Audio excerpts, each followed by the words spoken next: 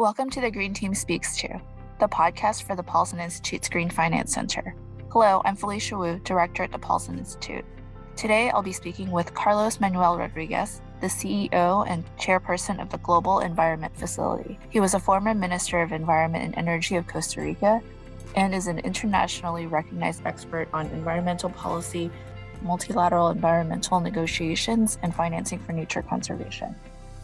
Carlos Manuel, welcome to the Green Team Speaks To podcast. I'm delighted to have the opportunity to speak with you today. I also wanted to offer my belated congratulations on your appointment as the head of the Global Environment Facility. Well, thank you so much. It's my real pleasure to be with you and everybody who will be hearing us. Certainly. Well, it's certainly been a busy fall with many things to talk about. So if you're ready, let's dive right in. Yes. Great. Can you tell me about the aims and the goals of the Global Environment Facility?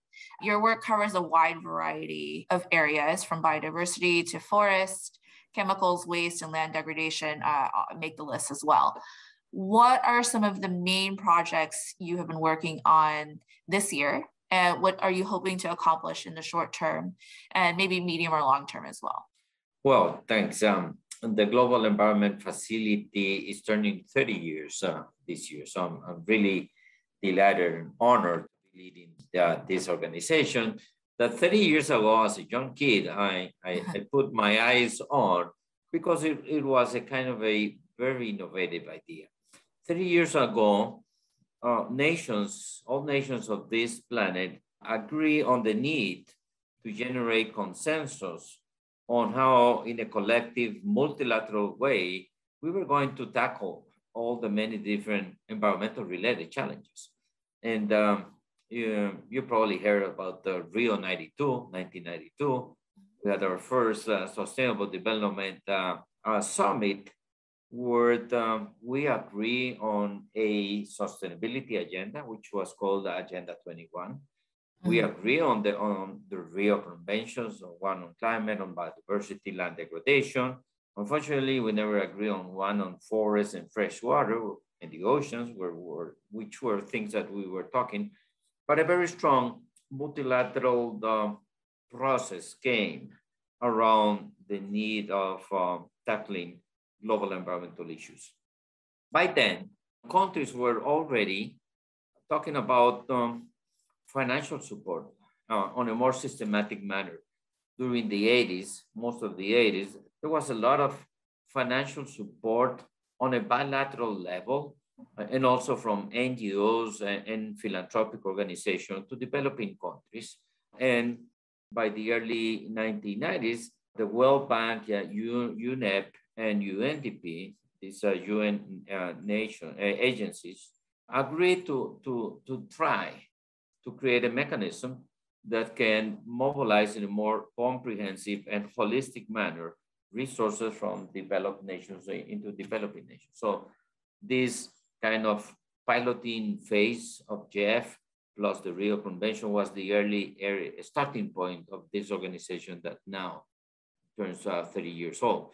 So the mandate for the GEF is very clear. We are the financial mechanism for the implementation of the environmental conventions, and we are obliged to generate global environmental benefits. As simple as that.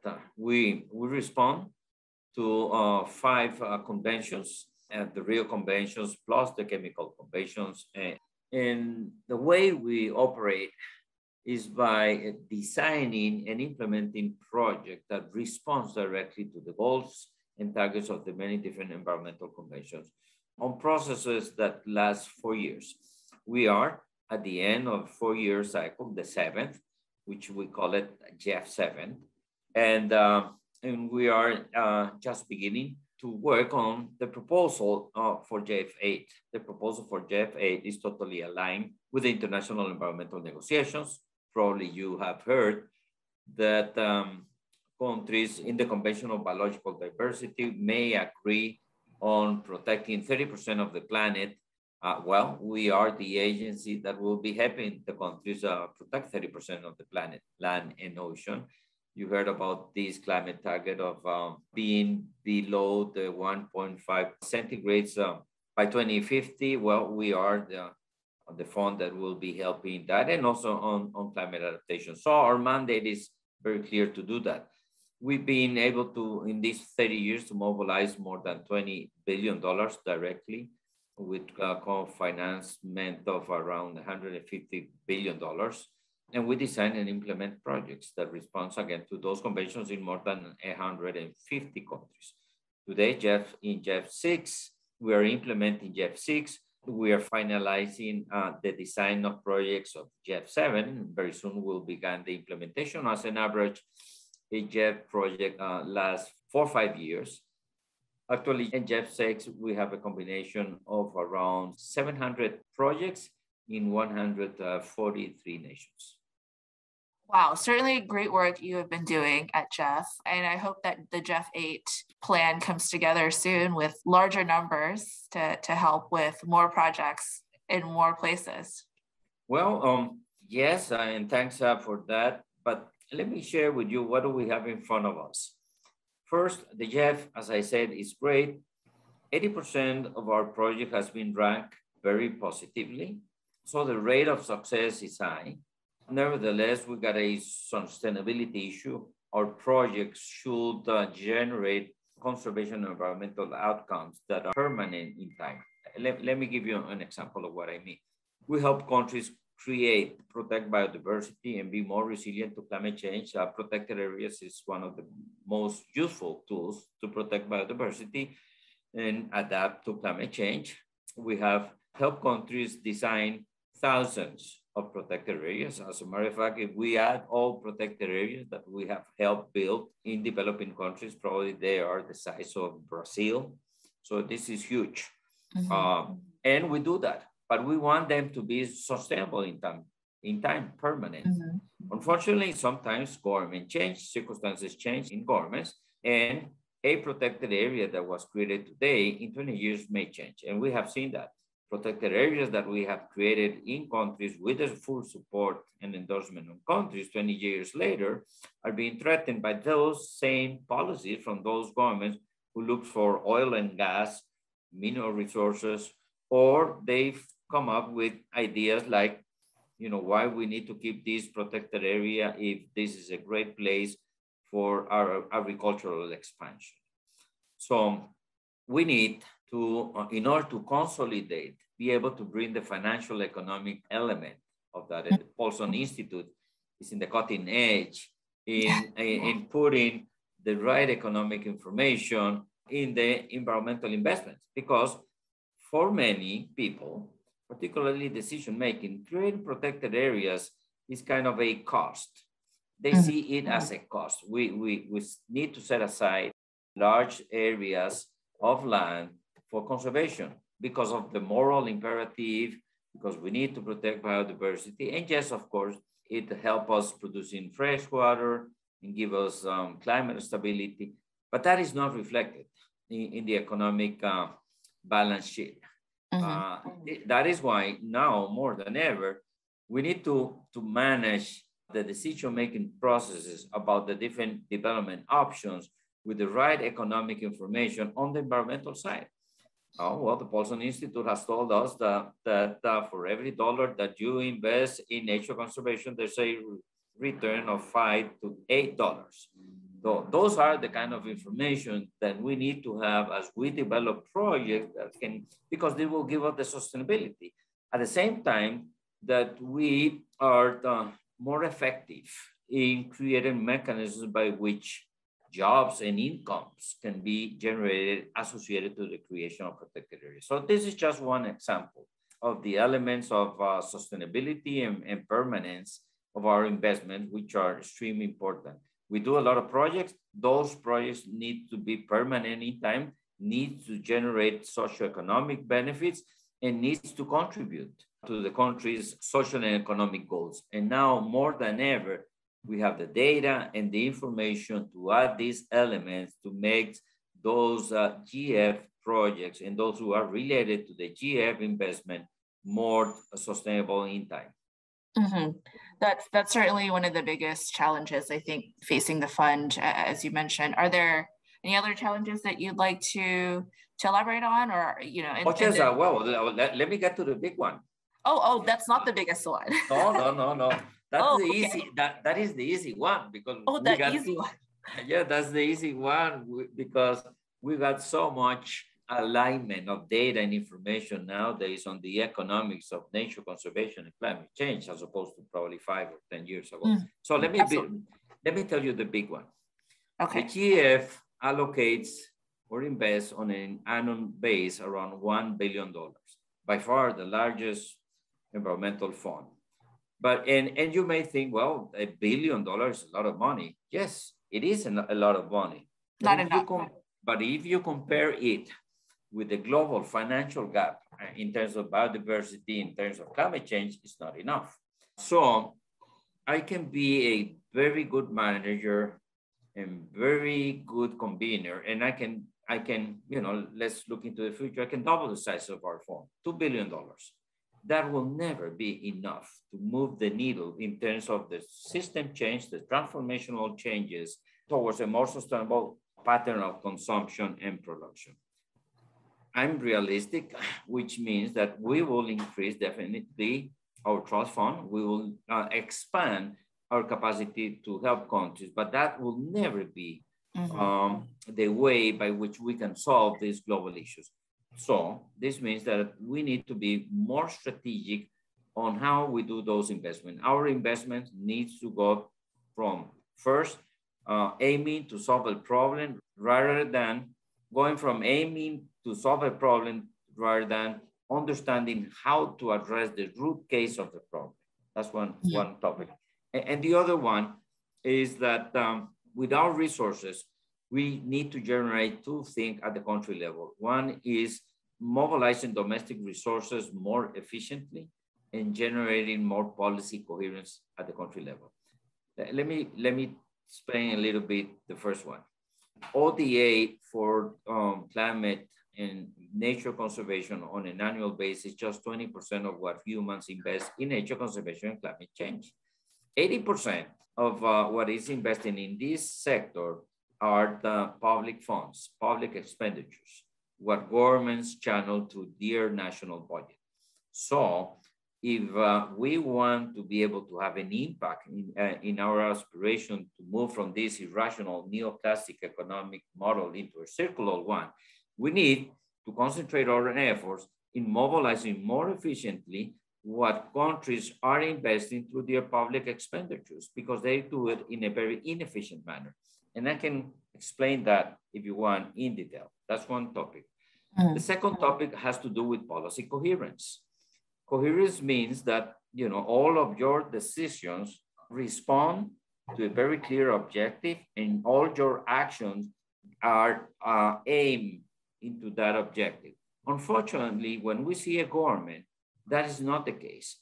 There is no country in this planet that invests more money in protecting nature rather than in destroying nature. And unfortunately, most of the countries of this planet, through their development policies, through their public investment, invest in activities that contribute to loss of biodiversity and climate change. Now, let me give you the example of energy and mining. Well, there's a lot of policies that promote oil and gas exploration and exploitation and mining. Well, all of those activities contribute to biodiversity loss and climate change. And the governments put a lot on that, even though on the other side, they are investing in protecting nature. Today, humans invest 142 times more resources in activities that generates deforestation than what we invest in forest conservation.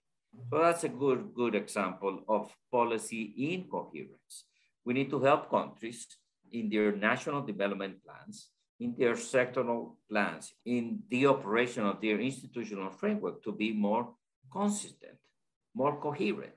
It doesn't make any sense for the JEF to continue supporting efforts to protect nature in one country if that country continues consistently invest in economic activities that destroy nature. That is the big challenge that we have in front of us.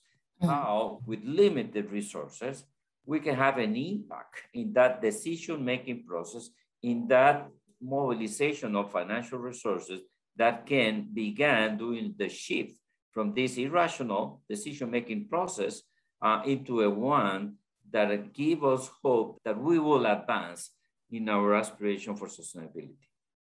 Well, I think you've certainly brought a lot to think about here. I mean, this draws upon your decades of experience. And I think you've kind of maybe answered, my next question already about kind of what you see has been the biggest changes you've witnessed over the past 30 years and what all needs to change. You were just mentioning changing the policy incoherence that countries have. So I think if you wanted to add more to others elements that need to change. I think that one of the biggest successes that we have generated in the last couple of decades is the overall global understanding that investing in nature shouldn't be seen as a cost rather than an investment into the future. We've been able to identify the environmental services that are key for human development and growth given by nature, and we've been able to value them, not just to put a value, but also to design policies, particularly financial policies, that fully reflect that. And that is the beginning of something very important, because at the end of the day, going from this neoclassic economic model that aims for unlimited growth without recognizing planetary boundaries and limits, and moving from this system into a circular one needs a change on how we should be reflecting the negative and positive externalities from our productive sector. Today, pollution is free, and you can pollute, you can destroy nature, you can contribute to climate change, and there is no cost associated to you and your company or to you in your country.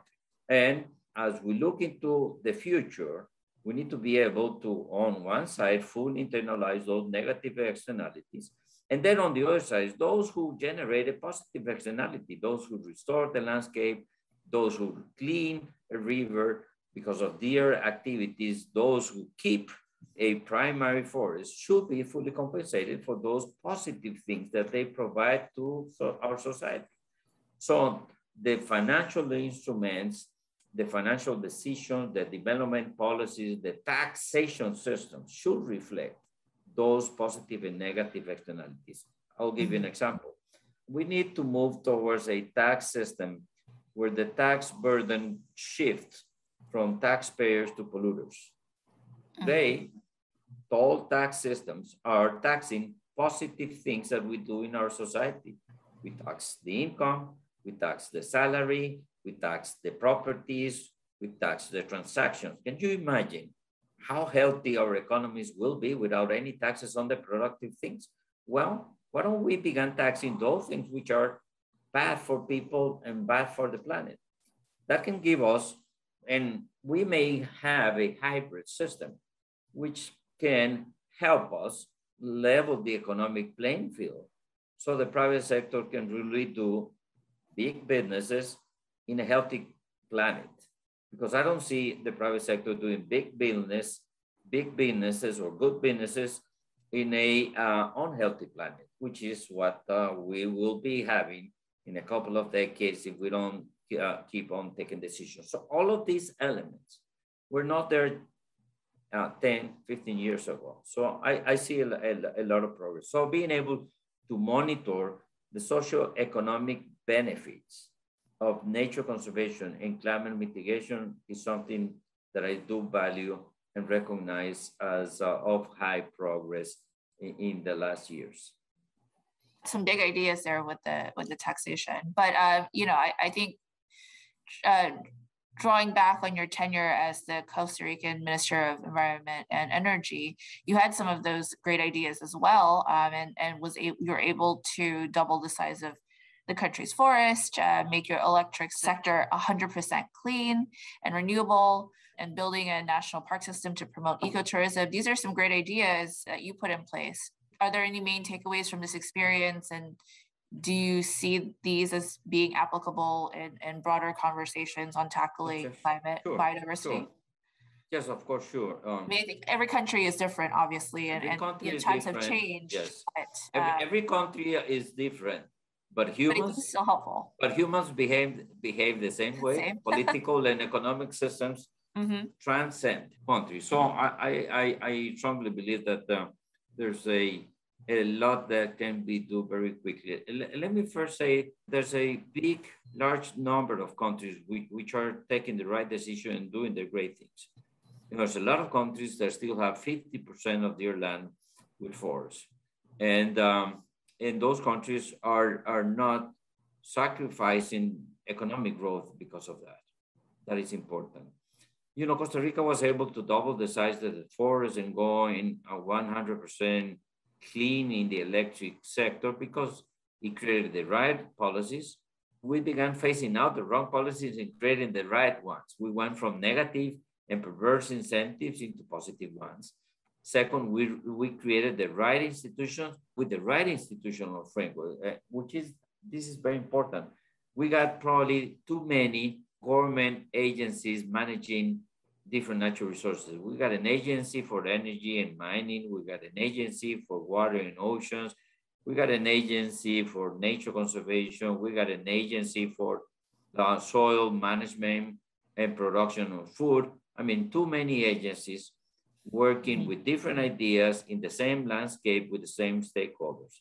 That has proven not to be very successful. Costa Rica was able to create the right framework, the right incentives. Of course, at the end of the day, those decisions are good if you got a society that strongly believes in the rule of law, in freedom, and respect of civil rights, individual rights, human rights, and those were the conditions that we had in Costa Rica. Costa Rica went from being one of the poorest nations in the Western Hemisphere to being in the top 3 in terms of human development.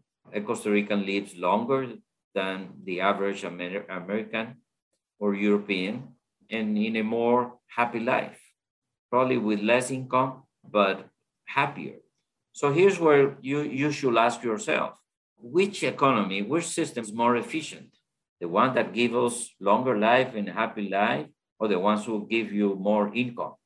Well, those are existential and philosophical questions that you need to put in the table as you look into the future, particularly in a world that aims for a well-balanced relationship within the human systems and the earth systems that support life in the planet. Because this is very important, particularly nowadays that I think that humans come to realize that COVID-19 is a wake-up call to all of us because of this dysfunctional relationship within humans and nature. Our human systems, the way we produce our food, the way we produce our energy, the way we live and consume is not compatible with the system that supports life in the planet. There may be ways by which we can make it compatible, and that means changing that production consumption system. And this is the role of the GEF. The role of the GEF is to work in this realm, and it is not easy, but I think that we have clear ideas for the long run. And the countries within the different environmental conventions are aiming for that, pollution-free world, carbon neutral world, nature positive world. And we are the ones who can give the support for countries to develop the policies and to mobilize the resources in a way that we all together collaborate on a common vision. I'm going to pick just something you said earlier about Costa Rica establishing the right policies, frameworks, and institutions and incentives to make that shift. And it also ties back to our report that you nicely gave us credit for. Thank you so much for that. And understanding that global financing gap for biodiversity. So my question is we identify a number of mechanisms to address this gap, from financial instruments to leveraging private investment and policy-related changes. To you, what do you think are the most important transformational changes needed in government policy in order to close the gap? And are there innovative financing mechanisms that you think could make implementing, a post-2020 global biodiversity framework possible? I think that both of them. On one side, as I said, You need both, yes. Yeah, we need both. Yes. Domestic financial gap will never be closed just by trying to put more money. There will never be enough money at the country level. So it's a combination of phasing out negative investment and perverse incentives, which destroys nature, and a combination of two things. One, mobilizing financial resources in a more efficient manner. What do I mean by this? Believe it or not, at the country level, countries doesn't know how much money they are investing in nature conservation. They don't know. Because there is no a single budget item that says biodiversity investment. Right. You need to hire an archaeologist and ask him. You need to go and dig in the national budget and try to find who is investing and how much is investing in nature conservation. It's not easy work. So we need to work with the ministers of finance and the budget authorities in developing this information. Otherwise, you will never be able to be efficient. This is the level of efficiency. When you come up with that data, and it will take us, quite some time to generate because it's not easy, you will come to realize two things. One, you're investing more money in nature conservation than what you previously thought. And second, those agencies that are investing financial public resources in nature conservation are more than what you previously thought. So you need to map that.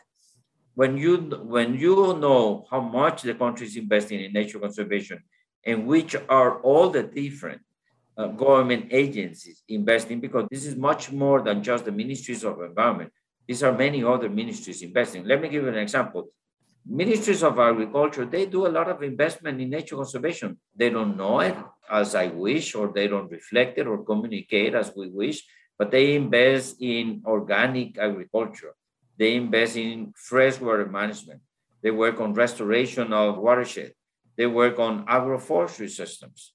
They work on sustainable cattle ranching. I mean, a lot of investment. All of that should count as a nature-related investment. So when you know how much and who is investing in nature conservation, the next task is to align all of those investments with your national biodiversity action plan. Because as of today, only the investment coming from the ministries of environment are aligned with the national biodiversity action plans. So you need to bring everybody together. If you do that, the bang for your buck will increase many, many times. And your need for more resources will decrease substantially as you're using your resources more efficiently.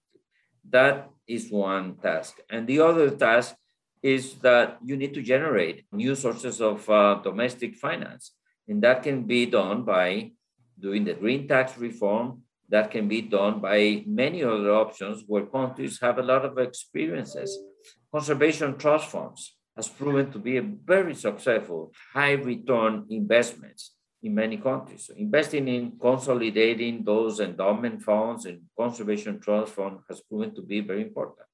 The tax on fossil fuels can be a good way by which you can channel those resources to those owners of forests who are keeping the forest and providing us with the offsetting of those carbon emissions. So that can be a good way. Put a tax on fossil fuel and channel those resources into payments to the owners of tree plantation, forests, and agroforestry systems so they can have a positive incentive to keep and increase biomass in those landscapes, generating the expected goals in terms of biodiversity and climate change.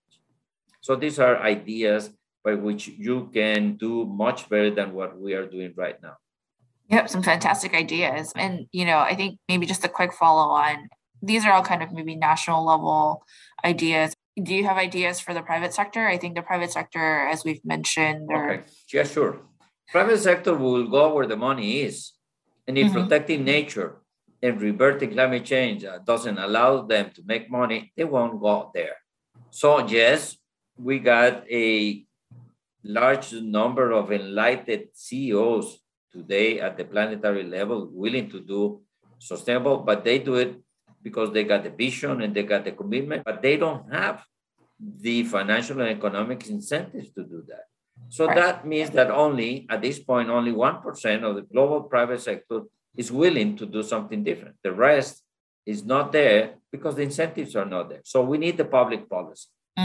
When I was saying earlier in this conversation that we need to level the economic playing field, this is what I mean. We need to fully internalize those negative externalities. If you tax pollution, the private sector will stop one way or another to pollute and will find cheaper ways to produce. If you pay them for the positive actions related to nature through many different financial options, they will do better. So it won't be until we do that. At the government level, we need to move towards a green national accounting system where pollution and degradation of nature can be fully reflected in the GDP, and those elements will help us be able to move the private sector big time in terms of scale in the right direction. Great, thank you for answering that question. And so I guess I'll try to close here. We've already completed the first part of the COP15 and approaching the start of the G20 and COP26 gatherings. But then there's next year, and your work, our work doesn't stop. So what is on your international gatherings wish list, assuming COP26 will not deliver all that we need or want, but that there will be much more follow-up work in the next year with host countries for 2022 already, being quite interested and vocal on climate and more so on biodiversity as well. What are some of the action items that we need in the very short term here? The second half of COP15 is beginning of next year, first quarter. What are the imperative action items for medium term? We'll have another COP, we'll have another G20 next year. So what are you thinking are imperative? Okay, I would like to see three things. Okay. One, I would like to see a narrowing of a big political gap, and this needs to happen. A political gap within the narrative, the discourse, the commitments of world leaders with their climate and biodiversity negotiators. There's a big gap. I constantly hear world leaders pledging and committing to the 1.5%, to the 30%. But then at the very lower level, their negotiators of those same countries are saying that we will never agree on this 1.5% of that 30% if the North is not providing financial support. So I see a big gap within what leaders are saying and what their negotiators are promoting. So that's a very concrete element that I think it is very important. Second, when I talk about world leaders committing to these very ambitious sets of sustainability goals, we tend to believe that by just having the prime minister or the president of a country committing to that is enough. But this is just the beginning of a domestic process, because most probably at the end of the day, you need to go through national parliaments and congresses, and you need to negotiate with the private sector. Let me give you the example of Costa Rica. The president of Costa Rica is saying, we will increase marine protected areas and conservation of our oceans up to 30%. Costa Rica has done great on the land, has not done good on the ocean. We have only protected less than 2%. The ocean piece of the Costa Rican territory is 10 times bigger than the land. Okay? It is extremely important that we protect 30% of the ocean. Unfortunately, the private sector, represented by the fishing sector, is totally against any conservation action. I mean, there is no will to accept that with conservation, their activities can be sustainable in the long run. They see conservation as a threat. So we got the president saying that we will go with 30% at the country level. That is not happening because the fishing sector, the private sector is very much against. And those in the private sector which are in favor are not participating or not having an interest. So this is my second point. We need to invest a lot in those political negotiations within the executive branch with parliament and private sector. That is something that needs to happen very quickly. And my third element, in order to solve on a sustainable manner the global environmental challenges, we need global collaboration. I see a lot of nationalism tendencies in many countries where leaders and parties are promoting hardcore nationalism. That means first we and then the rest, or we are against anything that comes from the outside world. Those are very difficult and challenging circumstances if we need a strong multilateral system that works based on collaboration, that works based on common goals, but recognizing the differences, circumstances that countries do have. So that is the third element that I believe is a very challenging one. Certainly challenges ahead. However, we do not give up. We keep going with our work, right? Definitely, yes. So I think maybe just to close here, what are some of the ways that you live a green or sustainable lifestyle? Myself? Yeah, yourself, or yes. Recommendations for humans in general? Well, it is very important now that more and more we're becoming a urban society to keep in touch, in contact with the green, with the biodiverse, with nature. Otherwise, we will lose a sense of meaning. And this is extremely important. And I invest a lot in spending as much as I can in real contact with nature. As you spend your time with nature, you are not only re-energized to do the many things that you should be doing or must be doing, but also it will give you a clear sense of action. And I believe that this is extremely important. Invest as much time as you can in the outdoors, walking in nature, enjoying the protected areas, enjoying the landscapes and the seascapes. Absolutely. I'm a big hiker, so I love that. Good for you. And hopefully in the future we'll get a chance to visit Costa Rica. Very welcome anytime. Please come and visit us. Thank you for joining us on Green Team Speaks To. To listen to more episodes and learn more about the Paulson Institute's work in green finance, please visit us at paulsoninstitute.org. See you next time.